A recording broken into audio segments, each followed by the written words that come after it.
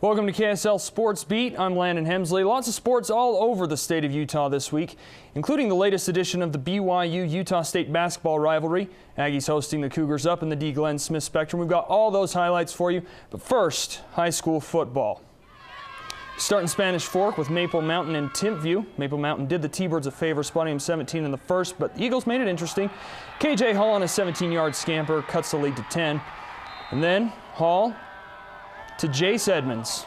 And it's a one-possession game heading into halftime. Third quarter, Timpview takes all the momentum back on a little bit of the trickeration that ends in a Jake Lloyd 49-yard touchdown pass to Ricky Shumway. And in the fourth, it's Lloyd to Shumway again. Bam. Maple Mountain would get another touchdown, but it wasn't enough. The T-Birds down the Golden Eagles 34-31. Syracuse High School facing off against 4A Box Elder. Playing at Stewart Stadium in Ogden. Box Elder jumped out early. Britton Gunter finds Dallin Stewart streaking down the sidelines at 6 points. Bees took a 14-point lead into the half. Syracuse march back, though. Fourth quarter, Syracuse, Trevor Davis up the middle for the score, and that levels things up at 14. So we go to overtime. Box Elder fails on their attempt, and Syracuse, look at that, between the legs of Riley Reeves, and Syracuse falls on it in the end zone for the overtime win, 20-14. Hunter and Kearns, both teams still have a shot at a region title. First quarter, Cougars threatening, and Hunter Falila takes it up the middle for the score. They missed the extra point, but snagged a field goal and took a 9-point lead to the second. Now this is where it starts getting crazy. Hunter high, backed up against the goal line, forced to punt. Adrian Mejia breaks tackle here, tackle there, and he is in. Cougars put up 16 unanswered points all in the first half. Hunter did get a TD of their own, but this right here, yeah, that pretty much sealed it. Wolverines comeback bid fails, goes flat, and Kearns wins 16-8. Alta coming to visit West Jordan. Jaguars celebrating senior night. It did not start well. The first play from scrimmage for Alta, Brian Engstrom, 81 yards to the house. Alta rattled off 49 points. No big deal, largely because of some shifty moves from Engstrom. There's 7 more for him. West Jordan did try and make it respectable. Cameron Peacock got his team 7 right before the half. But make no mistake, this one was all Alta. Beaver Ho Ching gets the pick for the injury, and Jordan Urrutia provides the insult on top of that injury right here. Another huge run, a little bit of trickeration there as well, and he is going. He is going. West Jordan sends their seniors out with the shellacking.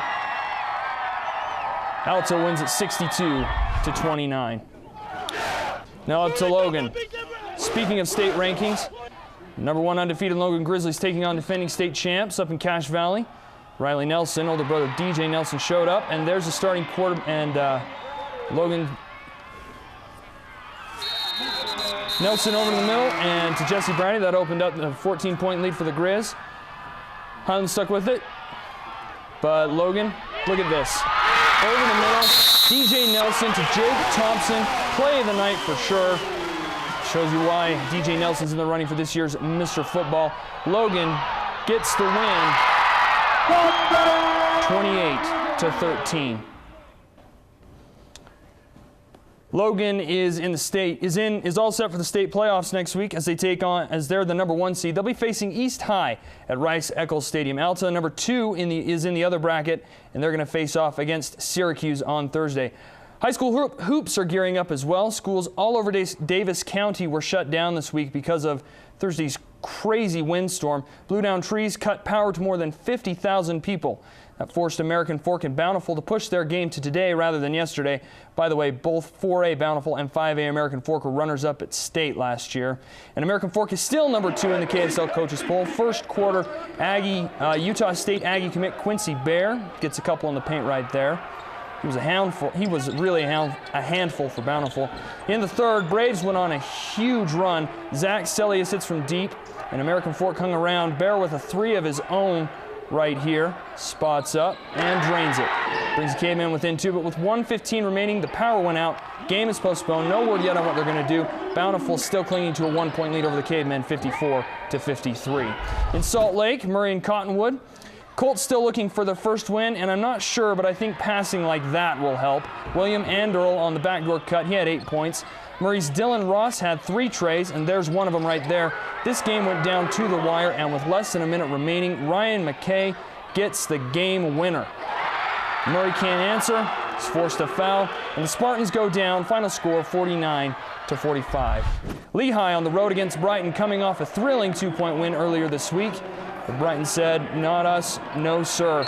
Travis Devashrayi on the break gets the bucket one more. He was Brighton's second leading scorer. Lehigh's second leading scorer, Blake Cleveringa with that 3. He had 14, but this was Brighton's night. Devashrayi with the rebound, and the score. Bengals down the Purple Pioneers 64-56. Finally, Timpanogos against Alta, part of the Jordan Alta Classic. First quarter, Timpanogos senior Cameron Bailey muscles it up for 2. Part of a 9-point effort for him. But Alta, we showed you they're strong in football, but they're also strong in hoops. Zach Zdunic and 1. And the run would continue. Zdunic to R.J. Beard for 2 more. And the fourth quarter belonged to Alta. The Hawks outscored the T-Wolves 20-4 in the final quarter to win 58-43. Well, college hoops are well underway, and we already have an in-state matchup. Utah State came into the season missing 6 graduating seniors, including WAC MVP Ty Wesley. BYU, they're not missing much of anyone, except for that one guy. What's his name? Oh yeah, Jimmer Fredette. Not only did the Cougars have to overcome missing last year's leading scorer, but they had to face the Aggies in the Spectrum, where in the last 14 years, Utah State has only lost 13 games. And the students in Logan have been camping out for this game since Tuesday. When BYU arrived for practice, guess who was there waiting for them?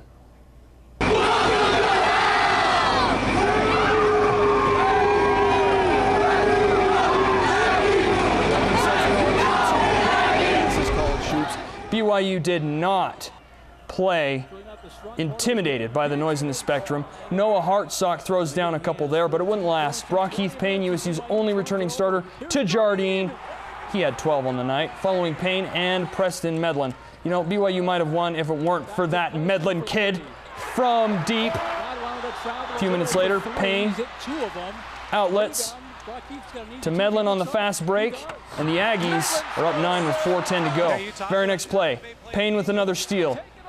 Aggies up by 11. Desperation time. It's coming down, and Payne on the touchdown pass. 21 points for him, and the Aggies down the Cougars of BYU in the Spectrum, 69-62.